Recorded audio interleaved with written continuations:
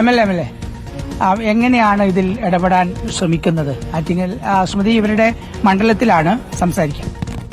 ഞാൻ ആറ്റിങ്ങൽ എം.എൽ.എ. ആണ്.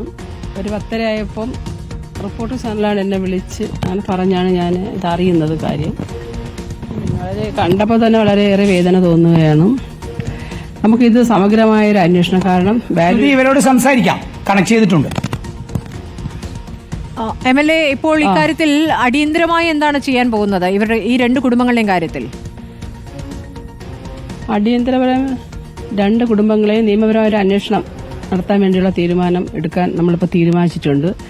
ഇത് വാല്യുവേഷൻ കൊടുത്ത ഉദ്യോഗസ്ഥരാരാണ്, ഈ വർക്ക് എത്ര രൂപയ്ക്ക് ചെയ്തിട്ടുണ്ടെന്നുള്ളത് വാല്യുവേഷന്റെ അടിസ്ഥാനത്തിൽ നമ്മൾ പരിശോധിച്ചുകൊണ്ട് അടിയന്തരമായി മൊത്തം 2 വീടിന്റെയും, കാരണം 1.5 ലക്ഷം രൂപ വീതമാണ് ഓരോ വീടിനും അനുവദിച്ചിരിക്കുന്നത്.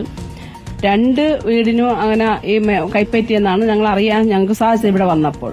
പക്ഷെ ഇതിൽ ഉദ്യോഗസ്ഥരുടെ ഒരു വാല്യുവേഷൻ ഉണ്ട്. ആ വാല്യുവേഷന്റെ അടിസ്ഥാനത്തിലാണ് നമ്മൾ പൈസ കൊടുക്കുന്നത്. അതിൽ എത്രമാത്രം വാല്യുവേഷൻ കൊടുത്തിട്ടുണ്ടെന്നുള്ളത് ഡിപ്പാർട്ട്മെന്റുമായി ആലോചിച്ച് സമഗ്രമായ രണ്ടിന്റെയും പഞ്ചായത്ത് അകത്തുള്ളതും കൃത്യമായും അറിയിച്ചുകൊണ്ട് ഒരു അന്വേഷണം നടത്തിക്കൊണ്ട് ആരാണോ ചെയ്തത് അവർക്കെതിരെ നിയമ നടപടിയുമായി മുന്നോട്ട് പോകും. എം.എൽ.എ. നമ്മൾ മനസ്സിലാക്കുന്നത് അവിടെ ഈ പരിശോധന നടത്തിയിട്ടുണ്ട്. അതിനുശേഷം അവർക്ക് 1.5 ലക്ഷം വീതം ഈ 2 കുടുംബങ്ങൾക്കും കൊടുത്തിട്ടുണ്ട്.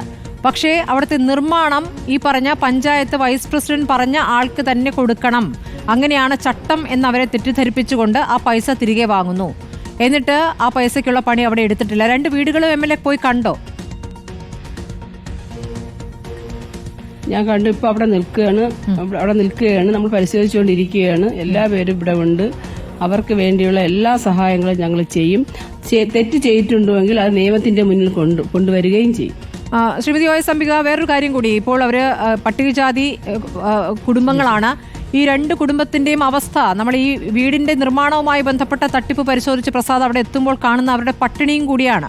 അപ്പോൾ അവരുടെ ജീവിതാവസ്ഥ അതീവ ദയനീയമാണ്. ഇത്തരം രൂപത്തിൽ ജീവിക്കുന്ന ഒരുപാട് പേരുണ്ടാകണം ആ പ്രദേശത്ത്. എം.എൽ.എ. ആ കാര്യത്തിൽ കൂടി എന്തുതരം നടപടികളിലേക്ക് കടക്കും?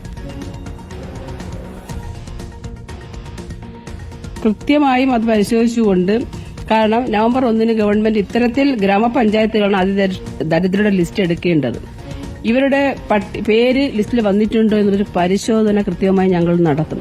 കാരണം സംസ്ഥാന ഗവൺമെന്റ് നവംബർ 1 അതിദരിദ്രരില്ലാത്ത കേരളമായി പ്രഖ്യാപിക്കാൻ പോകുന്നു. അപ്പോൾ ഇത്തരത്തിലുള്ള ആളുകളുടെ വാർഡ് മെമ്പർമാരും ആ ഭരണസമിതിയും കണ്ടില്ല എന്ന് പറയുന്നത് വളരെയേറെ നാണക്കേടും തോന്നുന്നു, വളരെ സങ്കടവും തോന്നുന്നു, ദുഃഖവും ഈ അവസരത്തിൽ തോന്നുകയാണ്. അതിലൊരു എണ്ണം എടുക്കേണ്ടി വരുമെന്നുള്ളതാണ്. അതിൽ ഈ ജോലിക്ക് പോകാൻ പറ്റാത്ത ആളുകളും ആ വീട്ടിലുണ്ട്.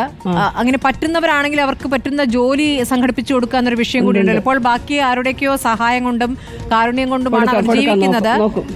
ആ വീട്ടമ്മ പറഞ്ഞതനുസരിച്ചാണെങ്കിൽ അവർക്ക് റേഷൻ അരി കിട്ടുന്നുണ്ട്, പക്ഷെ അത് തികയുന്നില്ല. അത് കഴിഞ്ഞു കഴിഞ്ഞാൽ പിന്നെ ബാക്കി ആരെങ്കിലും ഒക്കെ തന്ന് സഹായിച്ചാൽ ജീവിക്കുന്നു എന്നുള്ളതാണ് അവസ്ഥ. 30 കിലോ അരി അവർക്കുണ്ട്. ഒരു രക്ഷകൻ 2 പേര് അത് വാങ്ങിച്ചെടുത്തുകൊണ്ട് ജീവിക്കുന്നതാണ് നമ്മളോട് ഇപ്പൊ പറഞ്ഞത്. അത് നമ്മൾ പരിശോധിക്കും. ഒരു വയ്യാത്ത ഭിന്നശേഷിക്കാരായ ഒരു ചേച്ചിയുണ്ട്. അവർക്ക് ജോലിക്ക് പോകാൻ പറ്റുന്നില്ല. അവിടെ ഭർത്താവ് കൊണ്ടുവരുന്ന വരുമാനം വെച്ചാണ് ജീവിക്കുന്നത് പറഞ്ഞിട്ടുണ്ട്. അവിടെ പെൻഷൻ വേണ്ടിയുള്ള നടപടികൾ ഞങ്ങൾ സ്വീകരിക്കും. ഇപ്പോൾ അടിയന്തരമായി അത് നമ്മൾ ശ്രദ്ധയിൽപ്പെടുത്തും. ഗവൺമെന്റ് ശ്രദ്ധയിലും പഞ്ചായത്തിന്റെ ഞങ്ങൾ ഇടപെട്ടുകൊണ്ട് അത് പെൻഷൻ വാങ്ങിക്കൊടുക്കാനുള്ള സംവിധാനം ഒരുക്കും. ബാക്കി എല്ലാ കാര്യങ്ങളും ഒരു എം.എൽ.എ. എന്നുള്ള നിലയ്ക്ക് ഈ പറയുന്ന എല്ലാ പ്രശ്നങ്ങളും പരിഹരിക്കാൻ വേണ്ടിയുള്ള നടപടി സ്വീകരിക്കും. എം.എൽ.എ. പഞ്ചായത്ത് പ്രസിഡന്റ് നമ്മൾ നേരത്തെ സംസാരിച്ചപ്പോൾ പറഞ്ഞത് ഇവിടെ സന്ദർശനം നടത്താൻ പോകുന്നു എന്നുള്ളതാണ്. അദ്ദേഹത്തെ ബന്ധപ്പെട്ടിരുന്നോ? പഞ്ചായത്ത് പ്രസിഡന്റ് ഞാൻ വന്നപ്പോൾ ഇവിടെ ഉണ്ടായിരുന്നു. അദ്ദേഹം പറയുന്നത് ഇതാണ്: ഇത് പരിശോധിച്ചുകൊണ്ട് ഉദ്യോഗസ്ഥർ ആ വാല്യുവേഷൻ കൊടുത്തിട്ടുണ്ട്. ആ വാല്യുവേഷൻ ഇതിൽ ക്രമക്കേടുണ്ടോ എന്ന് ഞങ്ങൾ കൃത്യമായും പരിശോധിക്കും. ശരി, വളരെ നന്ദി ശ്രീമതി. അവസാനം ഗഡു കൊടുക്കുമ്പോൾ അന്വേഷണം വാല്യുവേഷൻ എടുക്കും. ശരി.